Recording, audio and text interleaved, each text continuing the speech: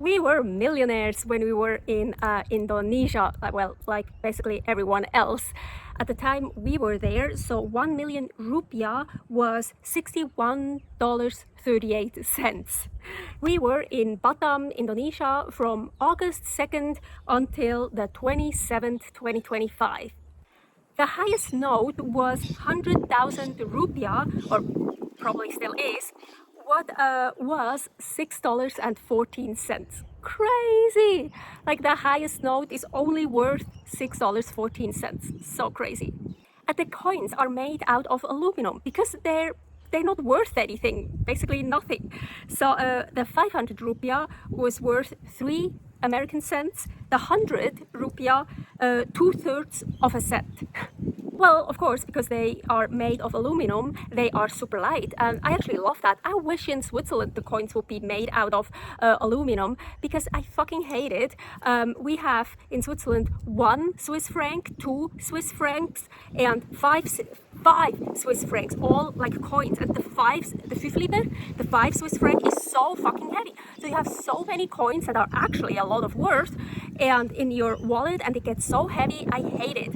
So actually, yeah, the aluminum coins would be so much better, because then at least it would be lighter, but you would still have a shit ton. So just make notes, like in the States. Honestly, I love that. $1 notes. Yeah, make 1 Swiss franc notes and 5 Swiss franc. At least the 5 Swiss franc note. Those fucking fifliper, they're so big. Anyways, back to Indonesia.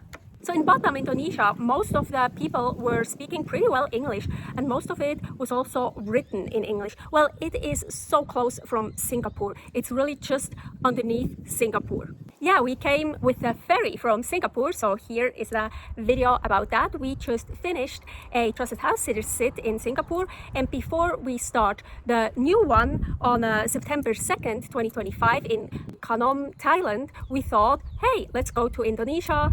Let's just take the ferry, go down there. It's cheap, it's affordable, so we can afford Airbnb there. We haven't been to Indonesia yet. Yeah, let's do that. Yes, Indonesia is very, very affordable.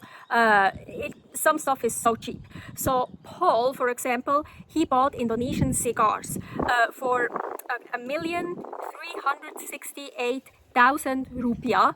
Oh, sounds so expensive. $83.67. That's crazy cheap for those cigars.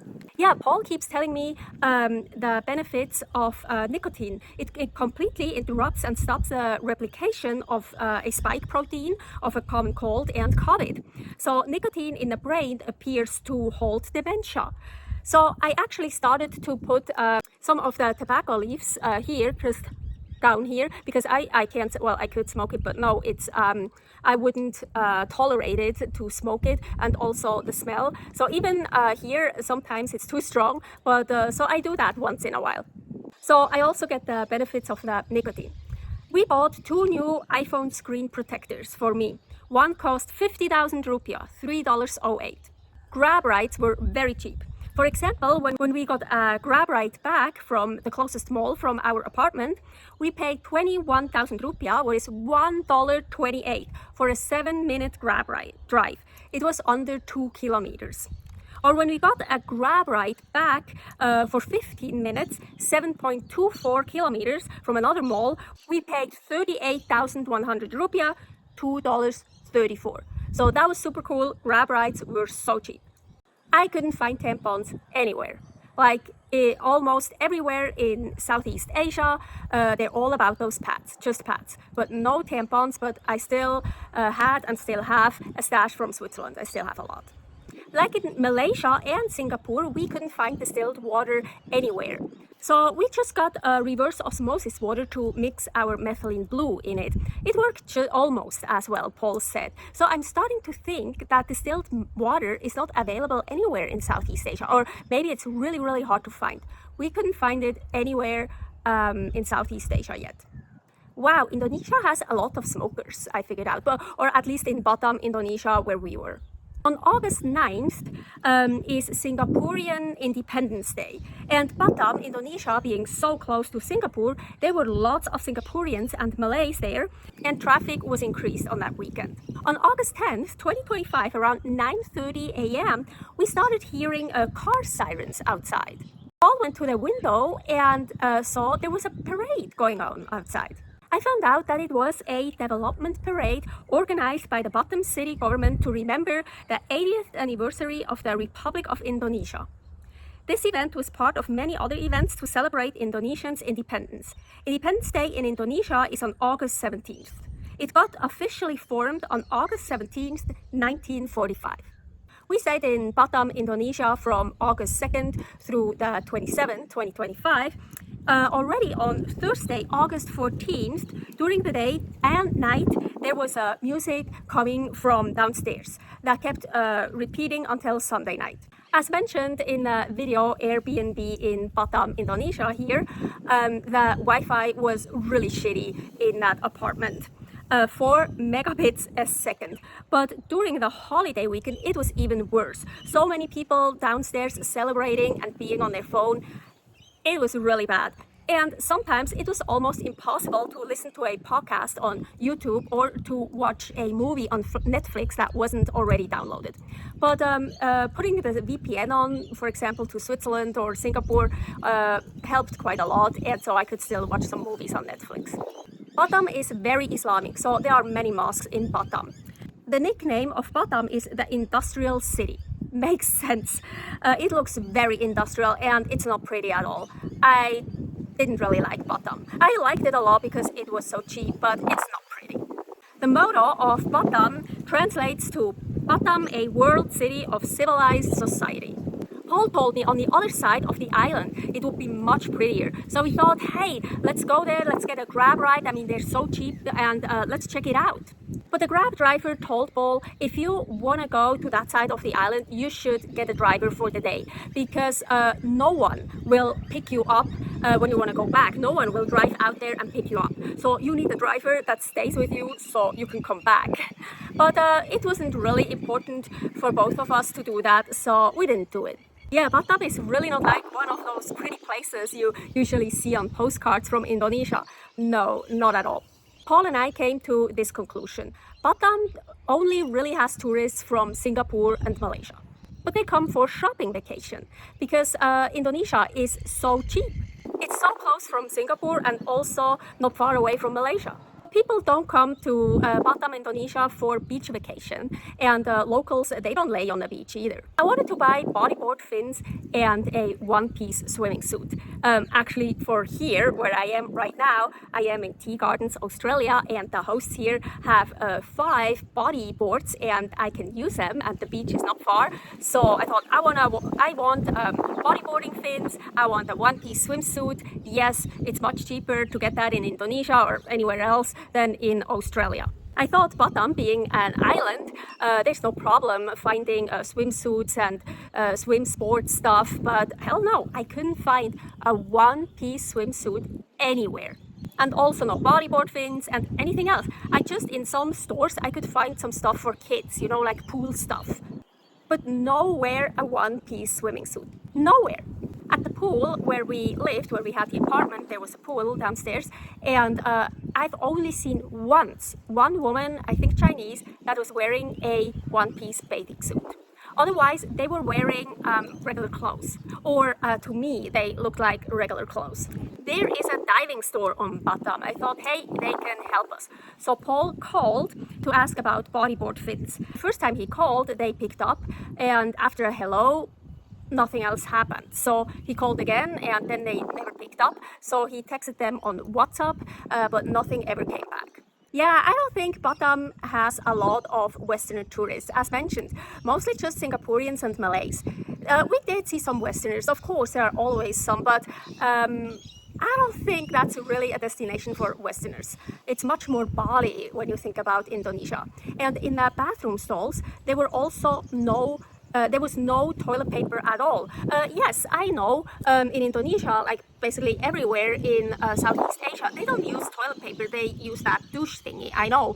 But in Thailand, in Malaysia, like in public toilets, there was still toilet paper.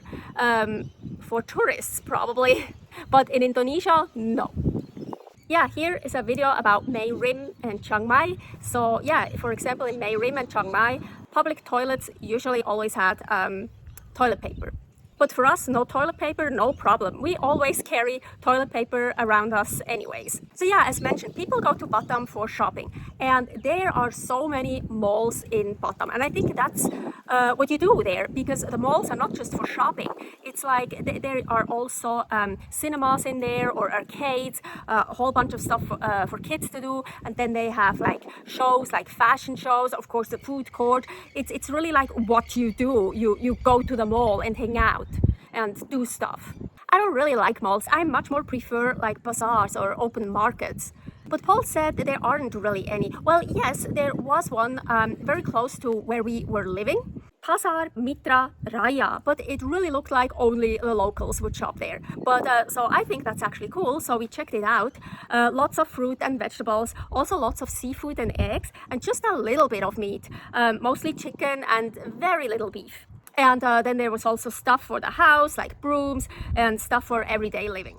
And of course the food stalls to get food, either to eat there or to take home. I love to shop how locals shop, but Paul didn't really trust it, so we didn't buy any meat there.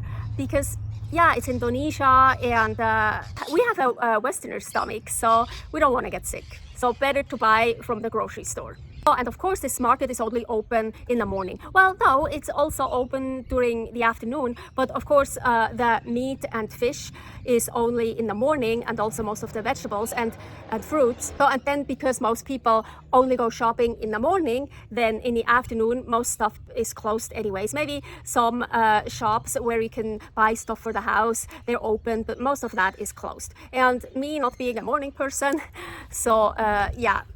So we went to a lot of malls. The Mega Mall Batam Center, Nagoya Mall, the Grand Batam Mall, and Batam City Square Mall. Yeah, the birds are loud right now. At the Mega Mall, I think there was a special going on in one of the stores.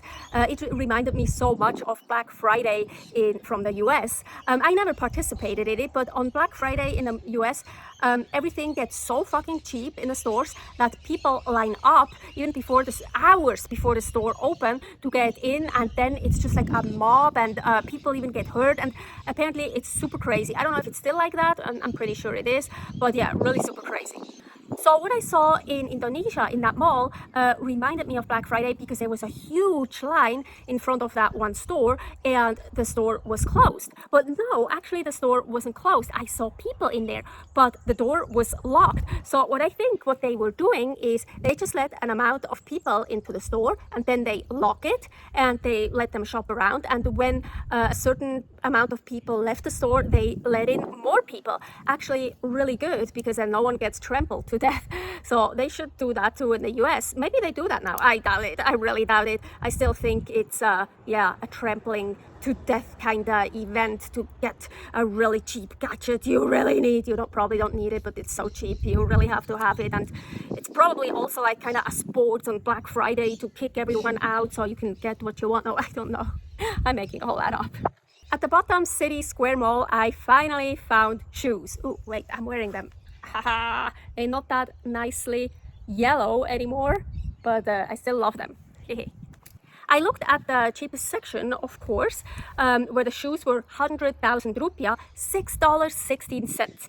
But it was so hard to find something in my size.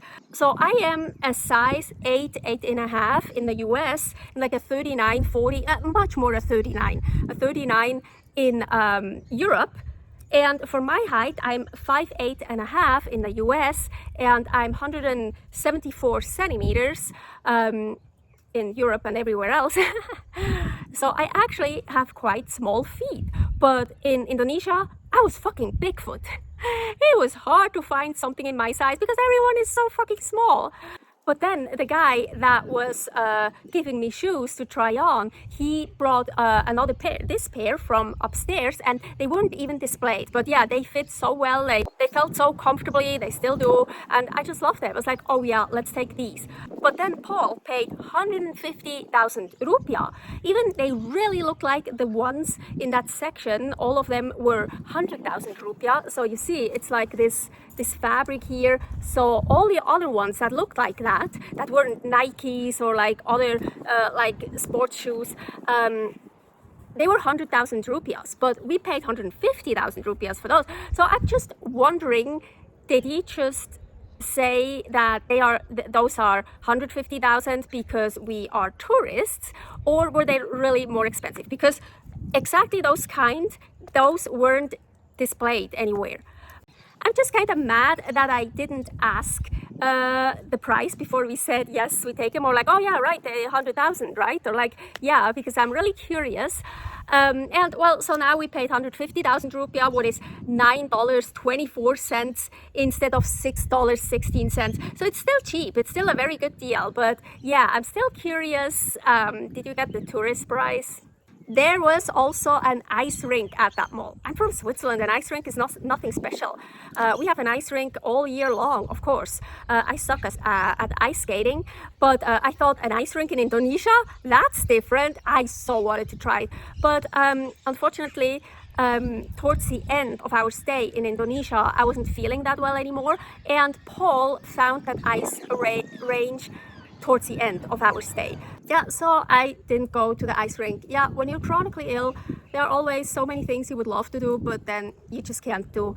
Also like the water park. Yeah, I used to wakeboard already when I was still back in Switzerland. I still have my wakeboard in Reno, Nevada, the US, in the storage room. Yeah, oh, my wakeboard. I love wakeboarding, and when we were still in Singapore doing trusted house sitters there, here is the video about that. I found a water park in Batam, Indonesia, with a water ski / wakeboard lift, and super cheap, like everything in Indonesia. I was like, oh, Paul, please, let's go for one day, let's go there. I so want to wakeboard again. And he said, sure, we can go. And Paul also figured out right next to it, there was also like there is also a adventure park where you can do archery and other stuff. And yeah, I have a recurve bow also in a storage room in Reno. Yeah, so a day to go to the adventure park, to go wakeboarding, wouldn't that be so fucking cool?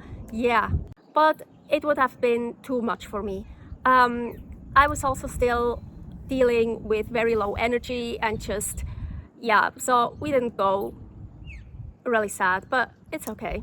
Indonesia is 1 hour behind Singapore, and because it's so close to Singapore, it kept changing the time on the pictures and the videos I took. It was a bit annoying, but at least it didn't happen like just on the time on my phone, that when I checked the time, it was always Indonesian time.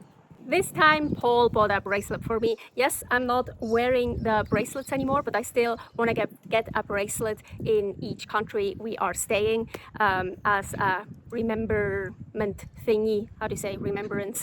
As a memory thing. So Paul was alone at the mall, and he found a stand where the guy there was selling bracelets.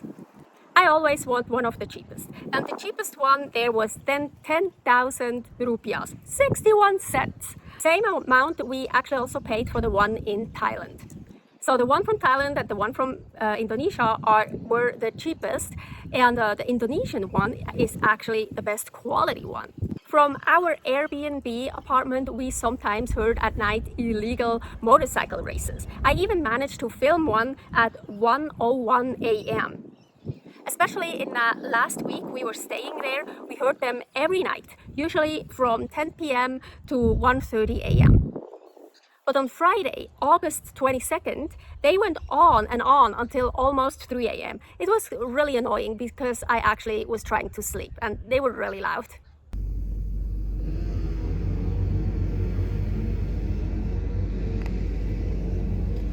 On August 23rd, 2025, at 10 a.m., there was a parade again. I tried to figure out why Independence Day celebrations should have been over. I couldn't find anything online why this parade was going on. I didn't even see it. I finally got some sleep and Paul just filmed it. Wow, again, many places we have been to, like Istanbul, Turkey, Belgrade, Serbia, Thailand, the Philippines, something bad happened after we left. And there in Indonesia again. We left on August 27, 2025, and on August 28, there were anti-government protests in Jakarta and surrounding areas. People in Jakarta were demanding higher wages and lower taxes and fair economic conditions. Paul was thinking that's going to spread throughout the country and could also hit Batam, Indonesia. Honestly, I don't know if it did. I don't know if we looked it up.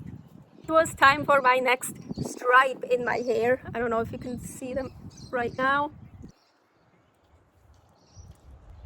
Every 5 months, Paul is coloring half of my roots, so I'm getting stripes. My friend was doing that in my early 20s, but every 3 months, and we used bleach.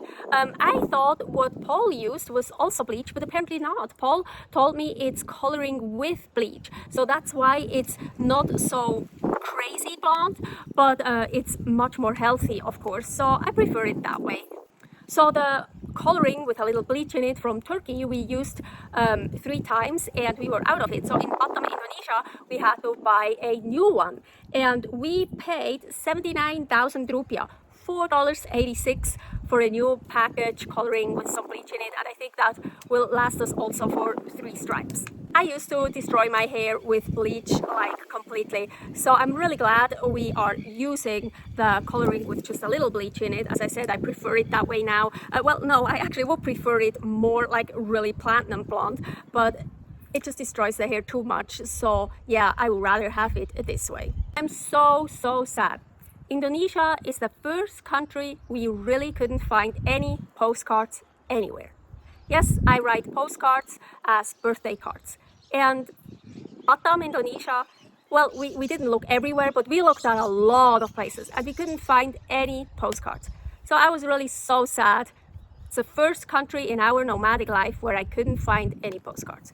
There was a post office, but I didn't really trust it. I don't know, I was just worried that the cards wouldn't arrive, like many cards didn't arrive from Thailand. I still tried it out, and we paid 14,000 rupiah for each card to send. 86 cents. Yeah, super cheap. So, but I only sent 4 cards, and I actually, when I heard from my friends, oh, they arrived, then I wanted to send more. But we were already gone from Indonesia when I heard all the cards actually arrived. So yeah, I was just worried, so I didn't send many from there, unfortunately, because it would have been cheap. So yeah, we got to see Indonesia, but yeah, Batam, Indonesia, as I said, it's so industrial and it's just all about shopping, and it's not pretty at all. I really would love to see still another part of Indonesia, not necessarily Bali. I don't like touristic places, but I've heard that Bali has also very beautiful spots that are not touristic or not really touristic. So I don't know, just I would like to see more of a beautiful place in Indonesia, but not touristic. Maybe we will see. We go back to Indonesia. Stay happy, stay healthy, stay connected.